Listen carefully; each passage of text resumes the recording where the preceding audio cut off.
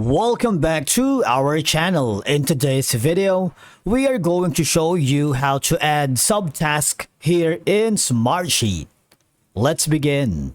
Now, the first thing that you need to do is to log in using your credentials. If this is your first time here in Smartsheet, I want you to click the sign up option. And from here, just follow the on-screen instructions and you're good to go. Adding subtasks in Smartsheet allows you to break down larger tasks into smaller, more manageable pieces, which is very useful for complex projects where tracking progress at a granular level is necessary because, for one, subtasks can help clarify roles, responsibilities, and dependencies within a project. Now, the first thing that you need to do is once you are logged into your Smartsheet account, open the sheet where you want to add the subtask. This is typically part of the project plan or task list where you're managing tasks and deadlines. In my case, I'm going to click on this file. Now, inside the dashboard, okay, before adding a subtask, ensure you have a parent task to which subtasks will be linked. All right. Now, the parent task is going to be this one right here.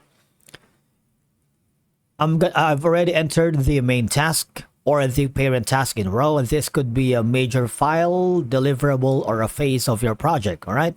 For example, it's going to be like website development, project status. But in my case, I'm going to put it as it is. I'm going to put in a color so it's a little bit easier for us to find out that this is going to be a parent task, which is going to be part of the subtask. All right. Now here, just click on the parent task and there's going to be an option at the top right corner where it says indent.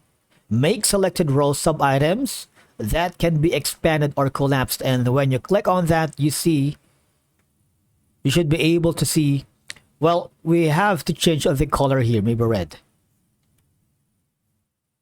Okay, so let me do that again. This is going to be the parent task, okay, or the I'm gonna change of the color again, and this is gonna be maybe my subtask, okay. So click that and click on indent. You see that? Now subtask is under the this file or this particular item. How to add subtask. Now click that and the plus button will appear and all the pertinent files below that. Alternatively, you can use the now with dealing with a subtask, you have more options here. As you can see, there's going to be insert above, below, and you can move to another sheet if you wanted. You can even edit that for you to be able to have more control over your subtask, because subtasks help divide complex tasks into smaller actionable items, making it easier to understand and manage each component of the project. As you can see, I already have like a subtask here. If I click on this one, these are under the parent task. You see that?